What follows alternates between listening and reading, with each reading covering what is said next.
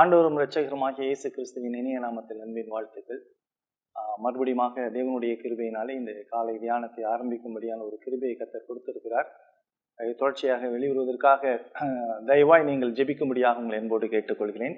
இன்றைய நாளுக்கான சிந்தனையாக மத்தேயு சுவிசேஷம் 8ஆம் அதிகாரம் 1 முதல் 4 வசனங்களை நாம் வாசித்து சிந்திக்கலாம். அவர் மலையிலிருந்து இறங்கின பொழுது திரளான ஜனங்கள் அவருக்கு பின் சென்றார்கள்.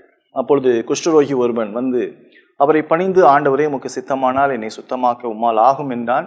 இயேசு தமது கையை நீட்டி அவனை தொட்டு, எனக்கு சித்தம் உண்டு, சுத்தமாக என்றார். உடனே குஷ்டரோகம் நீங்கி அவன் சுத்தமானான். இயேசு அவனை நோக்கி, இதை நீ ஒருவருக்கும் சொல்லாதபடி எச்சரிக்கையாயிரு. ஆயினும் அவர்களுக்கு சாட்சியாக நீ போய் ஆசாரியனுக்கு உன்னை காண்பித்து மோசே கட்டளையிட்ட காணிக்கையை செலுத்து என்றார் என்பது. இதுக்கு தேவனுடைய வார்த்தை. கர்த்தர் இந்த வார்த்தையின் மூலமாக இந்த காலை நேரத்திலே அவருடைய வார்த்தையை கொண்டு நம்முடைய ஆசீர்வதிக்கும்படியாக சிந்திக்கலாம். இந்த பகுதியில் பார்க்கும் பொழுது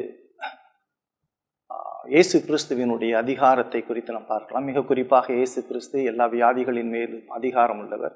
ஆகவே அவர் மேசியா என்பதை வெளிப்படுத்தும்படியாக அவர் கடவுள் மாம்சத்திலே இந்த உலகத்திலே இருந்த பொழுது அதை செய்து தன்னை மேசியாவாக வெளிப்படுத்துகிறார். இந்த பகுதியில் பார்க்கும் பொழுது ஒரு குஷ்டரோகி சுகமாக்குவதை நம்ம பார்க்கிறோம். குஷ்டரோகின்னு சொல்லும் பொழுது அது ஒரு வியாதி. அந்த வியாதி யாராலும் சுகமாக்க முடியாது. அந்த வியாதி ஒரு கரைபடிந்த வியாதி. அந்த வியாதியினால் அந்த சரீரம் முழுதும் அழுகி நாரி தனிமைப்படுத்தப்பட்ட ஒரு நிலை. பொதுவாக அந்த நாட்களில் குஷ்டரோகம் என்பது மிகவும் மோசமான ஒரு நிலை. தன்னைத்தான் நம்ம சுகமாக்கி கொள்ள முடியாது. மருத்துவ நம்பிக்கையும் கிடையாது. அது இன்னொரு பக்கம் நம்ம பார்த்தோம் அப்படின்னு சொன்னால், இது சரீர ரீதியிலும் ஆவிக்குரிய ரீதியிலும் மிகவும் அசுத்தமானவன் சொல்லி இந்த பகுதியில் நம்ம பார்க்குறோம். மேலும் இவன் உயிரோட செத்தவன்.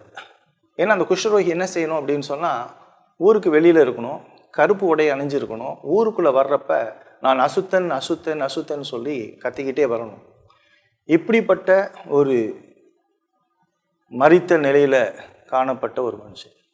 இதுதான் ஒரு பாவியான ஒரு மனுஷனுடைய நிலையும் இப்படி தான் இருக்குது.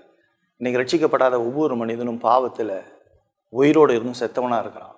கடவுளுடைய கோபாக்கினைக்கு நேராக இருக்கிறான். தேவ தண்டனைக்கு நேராக இருக்கிறான். மரணத்தை நோக்கி பயணித்து கொண்டு இருக்கிறான். இதுதான் அந்த குஷ்டரோகியினுடைய நிலைப்பாடு.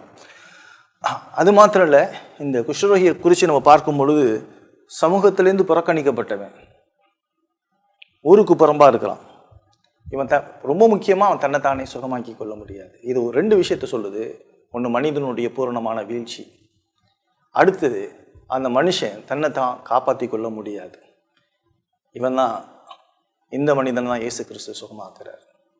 இயேசு கிறிஸ்து சர்வ வல்லவர். இயேசு கிறிஸ்து ராஜாதி ராஜா, கத்தாதி கத்தர். அவர் ஒருத்தரால் தான் இந்த குஷ்டரோகியை சுகமாக்க முடியும். அவர் ஒருத்தரால் தான் பாவத்தில் மரித்து போன மனிதனுக்கு உயிர் கொடுக்க முடியும், மறுபிறப்பு கொடுக்க முடியும், நித்திய வாழ்வை கொடுக்க முடியும்.